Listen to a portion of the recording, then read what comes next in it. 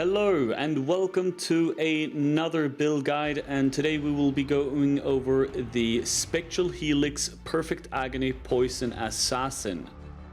Now this is a character that I played very early on in the league, but I've been holding on the footage because I wasn't really too interested in actually doing anything with this. Now, before the league I was very hyped about this. I've heard good things about Spectral Helix and I never tried out the skill myself. And I really wanted to play some form of poison build, and I wanted to do it perfect Agony style as well. And I really wanted to do Trickster, but I figured in the end that Trickster wasn't really the right choice. So I ended up going Assassin anyway. And then I invested a ton of money into this build early on, and then I tried it out and I figured, hey, this build is kind of trash. I am just not into the playstyle of Spectral Helix. It is not a skill that I enjoy very much, and I don't know why I thought that I would enjoy playing Poison, because I know I hate Poison. I want to be able to hit an enemy and see it go down instantly. I don't want to have ramp up poison damage or anything like that, which this build has. And as you can see here, for clearing, it felt really clunky. I have to go into the middle of a pack, then I have to start casting, then I have to wait for the Spectral Helix to actually start going outwards, and then I have to wait for the poison damage to actually ramp up.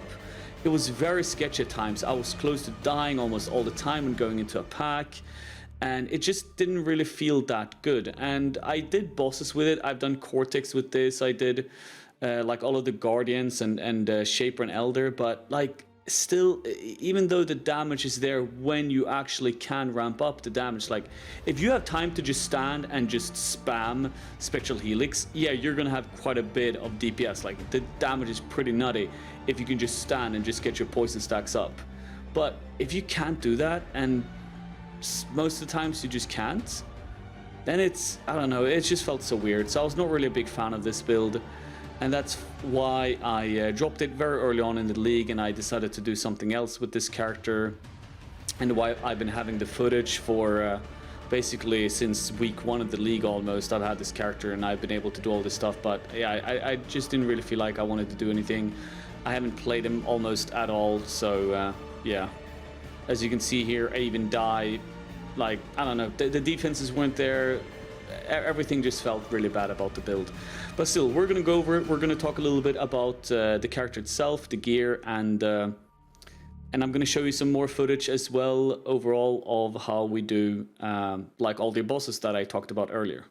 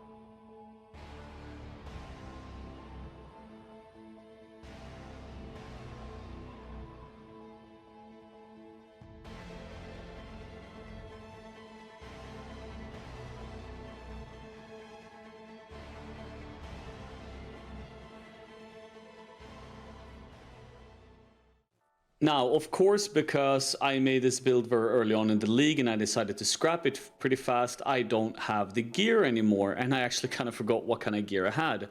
But I know I was going off my own PUB, so we're just going to have to go off the PUB ourselves as well. So this is the PUB for the character.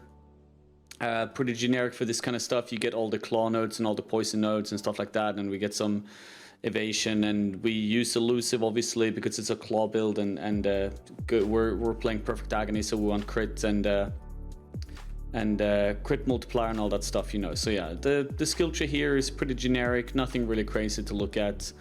For the gear, I was using a Covenant because this item is absolutely broken. It gives you so much damage with the level 29 added chaos damage. Socketed gems are supported by, you know, you put this into any build that utilizes this kind of chaos damage and your damage is going to go of the wall basically. I was using a wasp nest. I didn't really feel like I wanted to invest more than just using a wasp nest, and then I had pretty normal like rare gear with just evasion and some chaos res here and there, and also had the increased duration of ailments you inflict while focused on the helmet, because this works really good for poison damage and all that stuff. I had Impressions with Whispers of Doom for multiple curses, and I was using this as well for the Despair.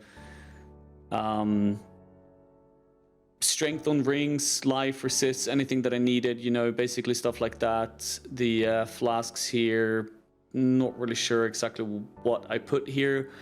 I'm assuming you could have better flasks, especially if you go with Ball of Faith and stuff like that. I mean, like, there are room for improvement here, especially this PUB that I'm realizing now probably was one of my first drafts here.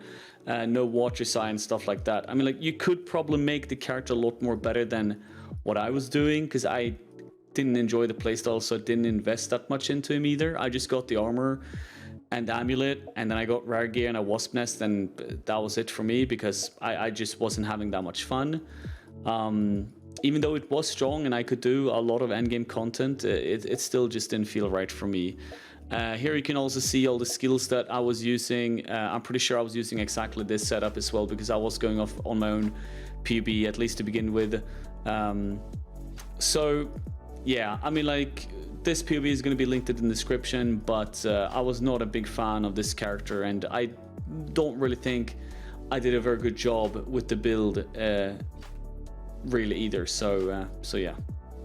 Thank you very much for watching the video, and remember to be an absolute legend by dropping the subscription here on YouTube, or also following on Twitch over at twitch.tv/burgerbrush, and I hope that you have a fantastic night or day.